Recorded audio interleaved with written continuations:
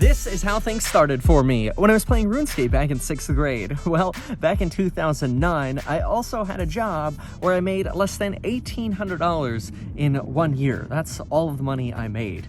Things have changed dramatically now here in 2020, and what we're going to do in this video is talk about how to go from making, well, less than $1,800 a year to making substantially more than that and learning how to retire early. And we're going to keep the outfit while we do it because, well, A, nostalgia, and B, why not? Y'all seem to like it on Instagram when I posted it, so let's get started. By the way, we're walking up to this house here that I haven't been inside of in about 60 days. I just bought it, and I kind of don't remember what I got into, so we'll walk through it while we talk about how to get to the next phase of life. And the key's supposed to be under this bucket, but... oh, wait, nope, there it is. This is how you get keys for a house when you buy it in California. They put it under a bucket. Hello, realtor. We're gonna go through some steps here. So step number one, you might have heard something like this before, but we got a twist for this, all right? And then we're gonna get into the money saving tips and the investing tips. So number one, think big now. Wherever you are in life right now, you have to ask yourself, where do I wanna be next year? Or even in 6 months. Usually people are like, oh, Kevin, where do you wanna be in 5 years? Where do you wanna be in 10 years? That's so far out, it doesn't even matter. It doesn't even make a difference. None of that matters. No, we gotta think, where do I wanna be in 6 to about 12 months? Because that's going to make us get up, get out of bed, and get ready to actually do those things. So for example, you want to be a professional coder? Do you want to run a business? Do you want to do 3D scans? Do you want to be a licensed lender, an architect, a real estate agent? All these things, by the way, amazing job, especially lending right now. There's like so much freaking demand for lending right now. Consider becoming a lender. But anyway, I mean, heck, you can even get your Series 65 investment advisor license in a matter of months. Like, there are endless options for you. But by asking ourselves, what do we want to do next year, we start convincing ourselves that, okay, great, let's get the licensing material now. Let's start studying the flashcards now to pass the test. Let's get into a boot camp. How can we provide more value to society? There's a reason I trademarked the slogan, providing more, because I realized that the more value I can provide to society, the more money I'll make. Do I want to keep this? I mean, this is kind of cool. I don't know if I want to keep it, but it's kind of cool. Oh, wow. I could probably build another unit back here. Always thinking about units. Oh, man. This is a nice... oh, there's a swing. I got a swing. Oh, yes. Awesome. Step 2, and then we'll get into some money saving and investing advice. And this sounds like it's about to break off. Oh, well, I guess we're going down with the ship. Anyway, step number 2, it's a great idea to always ask yourself, what's next? And that's my rule. It's so much a rule that Lauren's kind of gotten sick of me saying, what's next? That, in my opinion, helps us keep from being disappointed or depressed. And look, everybody goes through down periods. Life's a roller coaster, right? We go up and down. But one of the things that consistently helps me get out of that is always wondering, okay, what's next? Like, even when you achieve success or you hit failure, dwelling on that is really bad. Once we start thinking to ourselves, what's next? Then we start putting that action plan in, especially if we combine that with what are we going to do over the next 6 to 12 months. So really, really important. Always simple rule. Just put it on your wall. Like, just write the word next on your wall, or put it on a piece of paper and tape it to the wall. This is something that I teach back when, you know, before the Rona, we used to do, or I used to do these real estate conferences where I would educate, hey, how do we get a deal? How do we find below market value real estate? Which, you know, we teach in the courses obviously as well, but it was fun meeting y'all in person and doing it before the pandemic. And next is such a key 4-letter word to include in your life because it keeps you smiling, even when things just don't go right. You just, okay, no problem. What's next? All right, number 3, let's talk about money and, well, tax savings, okay? Everybody wants to save money. Everybody wants to pay less money in taxes. And so when we think about money, we oftentimes think about saving our way to millionaire status. And this can be very difficult. It takes an insane amount of discipline and an insane amount of time. It's a very slow way to build wealth. And you know, even if you get to millionaire over 30 years of trying to save your way there, you're really cheating yourself from ever getting there, which is really disappointing. You know, this is where we hear so much about the, oh, let's, you know, we're going to skip on the Starbucks, or we're going to skip on the fast pass at Disneyland. And, you know, we got to be frugal. You know, earlier this year, I spent the most money I've ever spent in my life on a vacation, taking my family on a Disney cruise. And I'm so grateful I did that right before the pandemic. I mean, I certainly didn't time that, but I'm so grateful because looking back, I'm like, wow, that was like a time of my life. And look, kids are tough, 2.5-year-old and 5-year-old. It's not really easy to go on vacation with them, but it was still so amazing, and the memories are absolutely beautiful. And so I'm a big fan of work hard, play hard. And see, the problem with money education right now is that we're so focused on, oh, come on, $5 worth of Starbucks is worth $15 in the future. But I'd rather be asking myself right now, screw the $5 right now. What I'm interested in is, what can I do right now that's going to make me an extra $10,000? And that right there is a key point. Ask yourself, what can you do right now to make an extra $10,000? And if you're saying to yourself, well, that's easy, I'll go sell another house because I'm a real estate agent. That's how I made my money. That's how I went from making $1,800 in a year to making $35,000 my first year, $56,000 my second year, and then up from there to where I was making $300,000-$400,000 a year just selling houses. And so if I were ever asked, hey Kevin, how could you make an extra 10K? Well, I'll go sell a house. I'll go do some open houses. I'll put the work in and I'll go sell a house. Or maybe if you're a lender, I'll go do some loans. Or maybe you're a coder. Oh, you work for a week as a coder and you probably make 10 grand. Okay, maybe a few weeks, but coding pays ridiculously. So I guess it depends where in the world you are. But the point is, when I was working at Jamba Juice and Red Robin, and Jamba Juice gave me like a 5-cent raise, if somebody asked me, Kevin, how are you going to make your next 10 grand? I would have said, well, I'm not going to make it here at Jamba Juice or Red Robin. Okay, well, there you go. There's your problem. You're in the wrong place. You're not going to make it there. So where can you either get the skills or the license or the certification to make that next 10K? And that's so incredibly what's important. So ask yourself, where can you make that next 10K? It's not about the freaking Starbucks. It's not about that at all. It's about that next 10K. That also then brings up the idea of, okay, well, what about, once you have this idea of, maybe making money in a different method or a different way, how can you actually save money, right? Taxation is such a key to helping us build our wealth and make money. And so this is one of the things that I recommend to everybody. We talk about this a lot in, for example, the Psychology of Money course on stocks and the psychology of money, or we even talk about it in the real estate investing course. All of these linked down below. There's a coupon code down there as well. But one of the things we talk about is, no matter who you are, you should be thinking about having a side hustle of some kind. The reason you want to have a side hustle, here, let's do an example. So let's take some headphones out, and let's say I got these used for $100. These are, the AirPod Pros or whatever, Apple AirPods. Let's say I got them used for $100. And I know it's kind of weird because it's something you put in your ears, but let's just say we got them, to make math easy, you got them used for $100. Okay, or you got them new for $100, whatever. We're just making an example here. So you get some headphones that are $100. Well, if you pay about 30% in taxes working your job as a police officer, a fireman, or teacher, or whatever, what happens is when you buy $100 worth of stuff for yourself because you want the AirPod Pros, you have to actually make about $142. That's because you make $142, you pay 30% in taxes, and then you're left with $100, which you can then use to buy the headphones. Well, enter a side hustle. If you have a side hustle that's, let's say, creating YouTube videos, or maybe you're really good at cooking, or you've got a side hustle doing 3D Matterport scans. I got a 3D Matterport scan this house. I do it myself. You can do that for other people.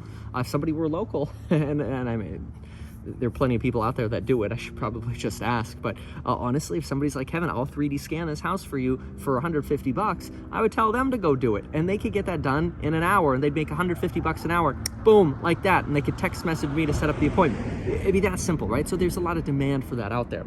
But anyway, if you now have the side hustle and you're like, well, I mean, during my Matterport scanning, it's a necessary and ordinary business expense for me to have some sort of headphones so that I can answer the phone or respond to text messages and set up other business appointments. Well, then this could be deemed a tax write-off, essentially, a tax deduction against your business income. So now all of a sudden, you've got one person who just made $142 to spend $100, and they're left with zero. Then you've got somebody who has a business, a side hustle, which, again, a side hustle could be anything. Now, you just got to look around and you go, okay, what do I want to do? What's my side hustle? Is it doing demo at a house? Is it installing windows? Is it doing electrical because I got an electrician certification? Is it doing the 3D scans? Is it doing roof tune-ups for people? Is it, I don't know, installing Christmas lights for people, making a YouTube video talking about doing those things, whatever. It doesn't really matter what it is. The point is, you got some kind of side hustle. You need the headphones. Now what happens? Well, let's say you make $142 in your business and you buy these $100 headphones because it's a business expense.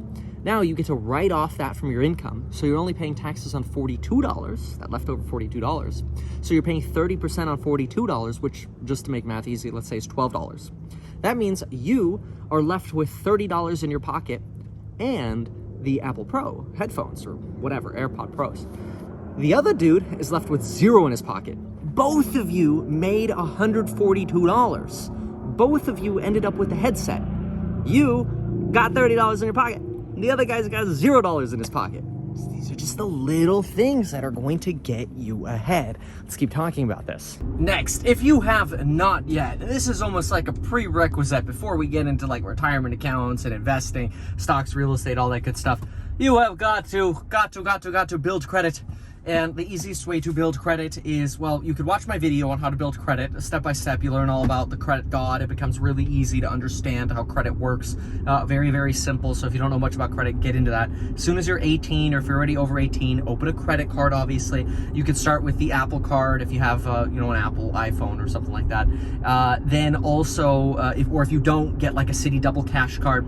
And of course, whatever you do, pay that thing off every single month. Carry no balance on your credit card. That'll actually help you boost your credit score. Do not carry a balance. That is a myth. In fact, every time I see balance increased by, my score drops like right away. So keep that in mind. Oh, gimbal does not like turning in the Tesla. We're about to turn this thing on autopilot and then we'll talk some more. Okay, perfect. So establish credit, really, really important. If you haven't done it yet, do it. You can vary your lines of credit as well by getting personal line of credit. Pay these things off though. Home equity line of credit, that'll help you. But right now, just focus on establishing credit and pay it off. That's it. All right, let's get on to the next. These are really important for building wealth. Now, in this next section, we're going to talk about real estate, but I want to say something up front. Lately, the market has been so competitive that I've been doing anything possible to find deals before they hit the market. This is how I can usually buy properties much more frequently below market value. And in order to do this, I've partnered with Deal Machine. Deal Machine lets me drive by a property that I see that has potential, whether it's multifamily or single family. And maybe I think it's a fixer-upper. Maybe I think there's some potential or reason that these owners want to sell. I snap a picture of the property, I pin the property in their custom app, and the app will automatically follow up with them and send them flyers letting them know, the property owners, whether they live there or not, wherever they live, that's where they're going to get my flyer. They will let them know that I am ready to buy their property pre-market without realtors, saving them realtor fees and letting me buy the property substantially below market value. Check out Deal Machine, and if you use the link down below or go to meetkevin.com/deals, you'll get a bunch of free postcards that you can mail out as well just to try it. Now, there's no shortage of internet gurus telling you not to buy real estate, that buying a house is stupid, that you should always only rent. And this is by far, in my opinion, the biggest financial mistake that individuals can make. Here's exactly why. Well, first of all, let me just clarify, yeah, there are big pitfalls you can make when you buy real estate. Let me just give you a couple of those really quick. A lot of people, they try to buy their dream house right away. Big mistake. Buy something similar to what you're renting, and don't over-improve it. Don't turn it into this Chip and Joanna Gaines HGTV house just so you can show it off. It becomes, anything you do in construction becomes old after like 3 weeks. You're over it. It's a waste of money to over-improve on real estate. Instead, you should take advantage of this, and this is what we did. The fact that you can put 1% down with down payment assistance, 3% down, 3.5% down, 5% down on real estate, and control with $3.50 or $1 or $5, $100 worth of real estate. So really, when we think about it that way, it's like, wait a minute, I can control with $10,000, $100,000 plus of real estate, which is freaking awesome. So here's how that benefit works out. Let's say, and this is a real example, Lauren and I took our $20,000 that we had when we were both 19 and 20 years old, and we put it into a boring S&P 500 index fund. Yay, it's diversified. Yay, we're investing like the market. Ooh, cool. We'll be rich one day. Well, over the last 10 years, that money would have tripled. We would have turned that $20,000 into $60,000, maybe $70,000. That's great. Cool. That makes us great investors. Not really. It's boring. That's not going to get us anywhere. With $20,000, though, we instead decided to buy real estate. So we bought our first house. We bought a house for $305,000. We financed the fix-up. We put 3.5% down. This let us take control of basically a house that was worth $450,000 in a $300,000 neighborhood. The bank's paying for our fix-up for us, And all of a sudden, today, we have a property that's worth somewhere around $675,000. Now, if we were to sell that property, which we're not going to, but if we were going to sell that property, we'd not only be able to take tax exclusions on that gain, which we can't in stocks, but we would be able to walk away with somewhere between $250,000 to $300,000 in cash. Compare that to the stock market. Now, why? Obviously, it has to do with leverage. We took out a big loan to be able to buy that property. And that creates a lot of fear, like, oh my gosh, but you're responsible for that. But the beautiful thing about owning real estate is, real estate, you have so many backup plans. The biggest backup plan is, what's your monthly payment and what can you rent the property out for? If that number is positive, considering management fees and vacancy and fix up in between tenants, then you're good. And even if you had a slight negative, you gotta ask yourself, even if you were worst case scenario, $200 or $300 negative per month on a rental property, not that you wanna be negative, but what's that costing you? $2,400, $3,600 a year? Even if I paid $3,600 a year for the last 10 years, I paid an extra $36,000, I'm still way ahead on my real estate. Now, sure, you can get debt on stocks, but you gotta be careful with debt on stocks. See, debt on stocks, margin is dangerous because if the market falls, you can get a margin call. They could sell your stocks and liquidate your stocks right away to protect the principal. That's the danger about taking out debt in stocks. Whereas debt on real estate, they don't care. If this market value, if this house halves in value that I own, if that goes down half, the bank's not gonna call me. If this goes down 90% in value, the bank's not gonna call me. The bank doesn't care. As long as they get their monthly payment, they're happy. And guess what? If you don't make your monthly payment, well, I've said this since before the pandemic, usually the bank's willing to work with you. And the pandemic proved that. What happened during the pandemic? People couldn't pay their monthly housing expense, so what happened? Oh, the government instantly stepped in and set up a mortgage forbearance requirement. Boom, 12 months, no payments, no problem, no harm, no foul, just raise your hand. You want mortgage forbearance? No problem, here you go, 12 months, no payments. What do they do for renters? Nothing. People with assets get bailed out first. And realizing that, and not saying we want to rely on bailouts, of course, but realizing that, wow, okay, so if we start controlling assets and in a safe, relatively safe way, we can take on 30-year fixed rate debt, we can massively multiply the wealth effect that we're able to build. And at the same time, we take advantage of tax advantages, whether that's in real estate or having a side hustle. We're expanding the value we can provide to society by either documenting our journey on YouTube or by getting a better job, by learning to code, doing 3D scanning, getting licensed, getting certified in something, becoming an investment advisor, becoming a CPA. I mean, there are endless jobs and there's just more and more demand for all of this. Heck, you can do virtual therapy nowadays. You can do anything.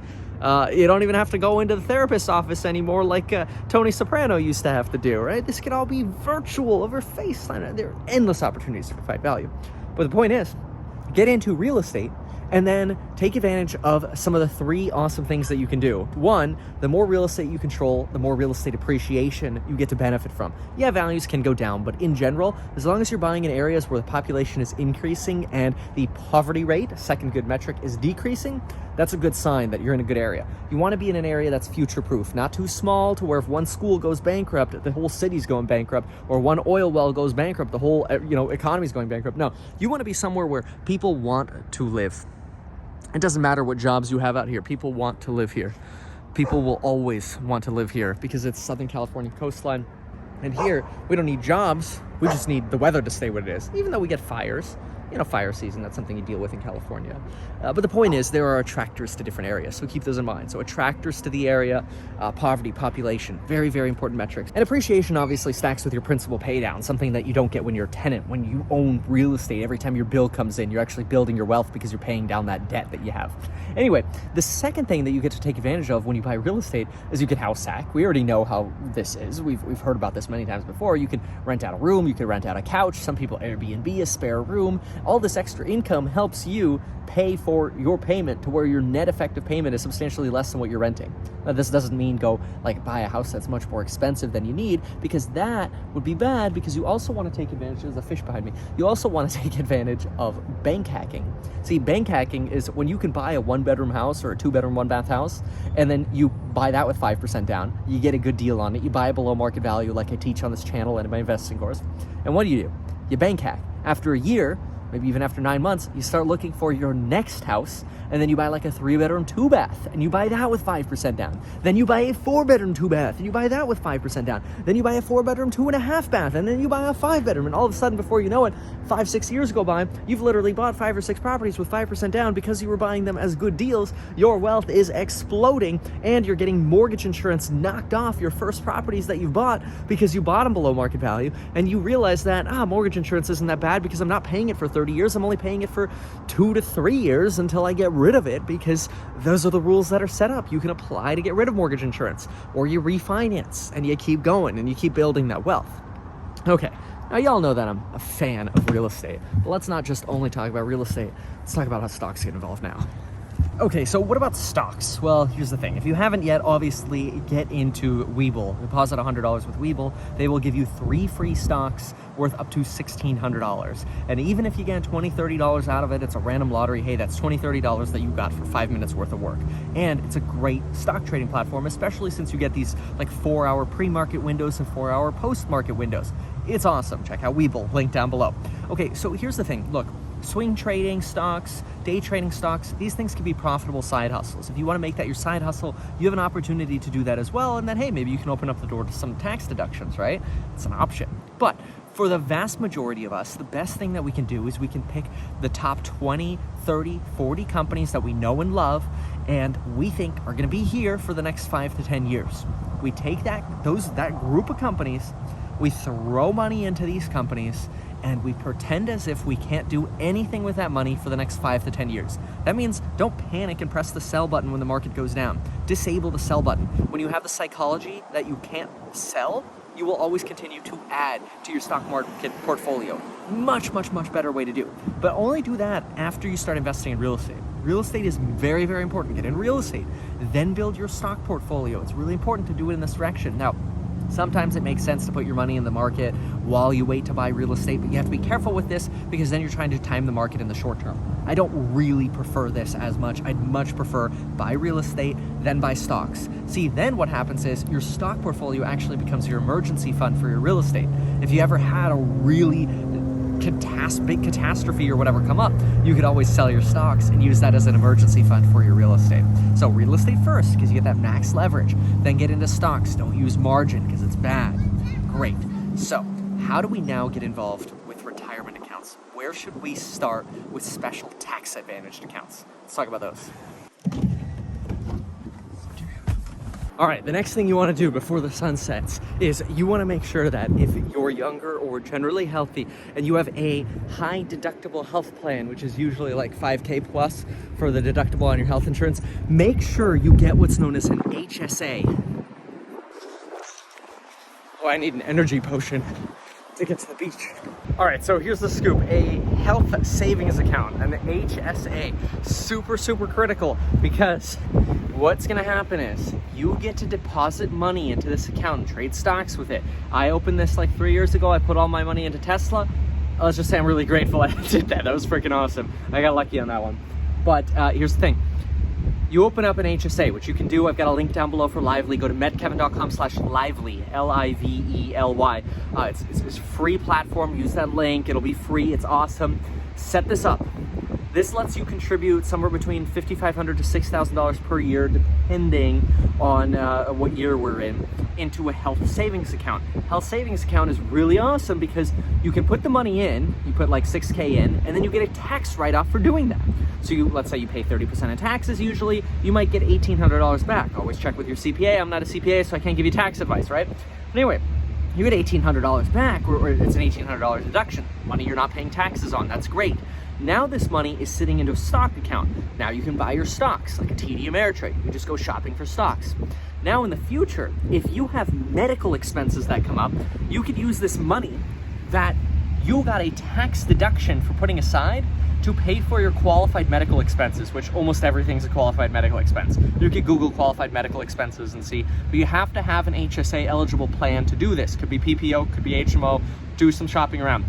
This is really, really smart because you're really getting a double tax deduction. You're getting a write-off for putting your money into the account, And then you're able to use the money without paying taxes on the gains on your stocks to pay for medical expenses you would otherwise have to pay out of pocket for, and that would not provide you a tax deduction. So you're getting this double benefit. You gotta fund that account. HSA, really, really important. On top of that, folks, if you get a 401k match, maximize the match at your boss's, your employment, wherever your employment is. And of course, if you are self-employed, look into things like the SEP IRA or a simple 401k. These are great ways for you, if you are self-employed, to put some retirement money away. That way, once you get through that real estate step, always start with real estate, you're actually taking your stock money and you're putting it to use not only in stocks, where it is also an emergency fund for you. Worst case scenario, you take it out, you pay a little bit of penalties, but you've got the money there as an emergency fund. Notice I never talk about high yield savings because that's the biggest scam that exists. Get your money invested. Then you do these things, now you're set. After you maximize all these retirement benefits and options, then put it into a regular, investing account, but not until you do all of these things. By the way, this entire video was filmed on the new iPhone 12 Max. And this is not how you should test an iPhone, because when the sun has set and you're standing on the beach on a very windy day, you're going to get crappy audio and grainy lighting, which is both of what we have here. But hey, I got my iPhone 12 Pro Max video test done, and if you want to see the absolute most ideal environment for this iPhone, if you're ever going to shoot on an iPhone, go to the beginning of this video, shooting outside on a gimbal, and then ideally wear a lapel mic to get that proper quality. That's what I teach in my YouTube course, is you gotta fix the problems with the iPhone. Then you will have a phenomenal phone to shoot on. Don't do what I did here and shoot in the a noisy beach environment after sunset. You're gonna get crappy audio and not such great visuals, but let's go ahead and finish out the video. What do you do once you're done? What do you do once you've gone through these steps? You've done the real estate, you've done the stocks, you've done the retirement accounts, you've gotten the better job. What do? You repeat. You repeat as often as possible until you get to a transition point in your life when you go into payoff mode. That is, when you're in payoff mode, that's when you focus on dividend stocks and paying off your mortgage and paying off your debts. Until you are in payoff mode, do not focus on paying off your mortgage. Do not focus on paying or buying dividend stocks. Wrong phase of life. Focus on those things when you're ready to start getting into that retirement phase. Until then, you focus on growth and building your real estate portfolio by rinse and repeating what we talked about in this video. Folks, if you like this, give it a share, consider subscribing, and folks, see you in the next video. Thanks so much and enjoy.